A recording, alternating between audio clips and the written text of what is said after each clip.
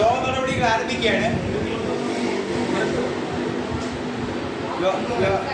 ഇവിടെ ശ്രദ്ധിക്കുക, യോഗ നടപടികൾ ആരംഭിക്കുകയാണ്. നമ്മൾ മഴക്കാലം തീയതിന് ശേഷം ഉള്ള അടുത്ത മീറ്റിംഗാണ്. കാരണം 2 മീറ്റിംഗ് നമുക്ക് കൂടാൻ പറ്റാത്ത സാഹചര്യം മഴ കാരണത്താൽ നമുക്ക് സാധിച്ചിട്ടില്ല.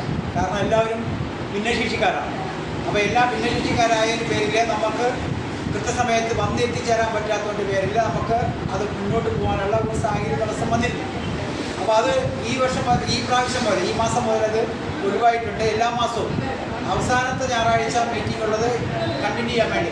അഭിനയിച്ച് ഞാൻ ഇവിടെ ഉണ്ട്, അല്ലെങ്കിൽ നിങ്ങൾ ഇവിടെ ഇരിക്കും, ഞാൻ അവിടെ ഇരിക്കാം, അതൊക്കെ ആയിരിക്കണം. അപ്പോൾ തുടങ്ങാൻ വേണ്ടിയുള്ള ഭാഗമായി നമ്മൾ ആരംഭിക്കുകയാണ്. അപ്പോൾ നമ്മളിന്ന് പലവരുടെയും പല ആൾക്കാരും പറഞ്ഞിരുന്നു പഠനോപകരണത്തിൻ്റെ ഭാഗം കളക്ട് ചെയ്തെടുക്കണമെന്ന് നിശ്ചയിച്ചിട്ടുണ്ടായിരുന്നു.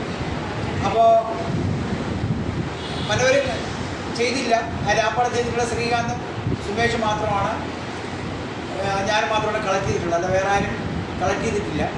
അപ്പോൾ പലവരും വിദ്യാർത്ഥികളെ കൊണ്ടുവരാൻ തയ്യാറായിട്ടില്ല. കാരണം വിദ്യാർത്ഥികൾ ഈ പഠനോപകരണ പരിപാടി എന്ന് പറയുമ്പോൾ സ്കൂളുകളിൽ പഠിക്കുന്ന വിദ്യാർത്ഥികളുടെ പരിപാടിയാണ്. അപ്പോൾ വിദ്യാർത്ഥികളായ ആൾക്കാരുടെ പരിപാടി തയ്യാറാക്കാൻ വേണ്ടി ആൾക്കാർ നമ്മളെ അംഗങ്ങൾ തന്നെ വന്നില്ല. കാരണം വായിച്ചുകൊണ്ട് അനാവശ്യമായി ഇഷ്യൂസ് ചെയ്യുക എന്നുള്ള ചിന്തയിലാണ്. എന്നാൽ ഇതിലാരും പഠിക്കുന്നവർ 1-2 ആൾക്കാർ മാത്രം കുട്ടികൾ പഠിക്കുന്നത്, ബാക്കി എല്ലാവരും പഠിക്കുന്നവരല്ല. അപ്പോൾ എങ്കിൽ അവർ കുട്ടികളെ കൊണ്ടുവരും. ഇപ്പം പുറമേ നമ്മൾ ചോദിക്കുന്നത്, ആൾക്കാർ ചോദിക്കുന്നത് പഠനോപകരണം ഭിന്നശേഷിക്കാരുടെ അല്ല, അമ്മച്ചിമാരുടെ പഠനോപകരണ പരിപാടിയില്ല, അവർ ഏത് ക്ലാസ് പഠിക്കുന്നുണ്ടെന്നാണ് ചോദിക്കുന്നത്. അപ്പോൾ അങ്ങനെ ചോദിക്കേണ്ട സാഹചര്യങ്ങൾ നമ്മളാക്കിയെടുത്തു എന്ന് മാത്രം. എന്ന് പറഞ്ഞാൽ പഠിക്കുന്ന വിദ്യാർത്ഥികളെ കൊണ്ടുവരാനുള്ള പകരം പഠിക്കുന്ന വിദ്യാർത്ഥികളെ കൊണ്ടുവരാതെ എല്ലാവരും വാങ്ങിച്ചുകൊണ്ടെന്ന് അനാവശ്യമായി ചെയ്യുക എന്നുള്ള കാഴ്ചപ്പാടിലാണ് ഈ പഠനോപകരണം കണ്ടിട്ടുള്ളത്. അതായത് ഓണത്തിന് കിറ്റ് കൊടുക്കുന്നത് ഒരാളിന് 4-5 കിറ്റ് കൊടുക്കുന്ന സംവിധാനമുണ്ട്.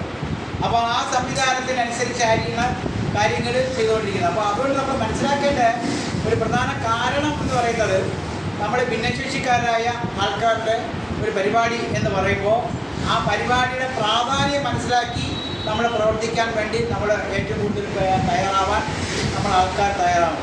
അതിന് പോരായ്മ എന്ന് മനസ്സിലാക്കണം. നമ്മൾ 1 മാസം നീണ്ടു നിൽക്കുന്ന ഈ പഠനോപകരണ പരിപാടിയുടെ സമാരോഹ പരിപാടിയോട് നടത്താൻ വേണ്ടി നിശ്ചയിച്ചു കഴിഞ്ഞാൽ ആ നിശ്ചയിക്കുന്ന പരിപാടികൾ കൃത്യനിഷ്ഠയോടെ കാര്യങ്ങൾ നിറവേറ്റാനുള്ള ഒരു കാര്യപക്വത പ്രവർത്തകരിടയിൽ ഉണ്ട്.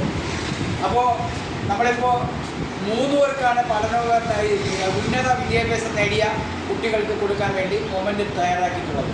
പക്ഷേ അതിൽ ഒരാളാണ് ഇപ്പോൾ ഇവിടെ എത്തിയിട്ടുള്ളത്. 2 പേര് എത്തിപ്പെടാൻ വരുമെന്ന് പറഞ്ഞു. ഒന്ന് നമ്മളെ കമ്മിറ്റിക്ക് വരുന്ന പോറ്റിയുടെ മകൾ, പിന്നെ ഒന്ന് നമ്മുടെ അച്ഛനും അമ്മയും ഇല്ലാത്ത നമ്മളെ ഈ വികലാംഗ സഹനത്തിൽ പഠിക്കുന്ന എന്നാൽ ഭിന്നശേഷിക്കാരായ ആ ഒരു പെൺകുട്ടി വീൽ ചെയറിലാണ് വരുന്നത്. ആ വീൽ ചെയറിൽ വരുന്ന ആ കുട്ടിക്ക് നമ്മൾ 2 പേരില്ലാതെ എടുത്തു കയറ്റാൻ പറ്റില്ല. 2-3 പേര് എന്നാൽ അരയ്ക്ക് നേരെ മൊത്തം തളർന്ന് ഇരിക്കുന്ന ആളാണ് +2-ന് ഉന്നത വിദ്യാഭ്യാസം നേടിയിട്ടുള്ളത്.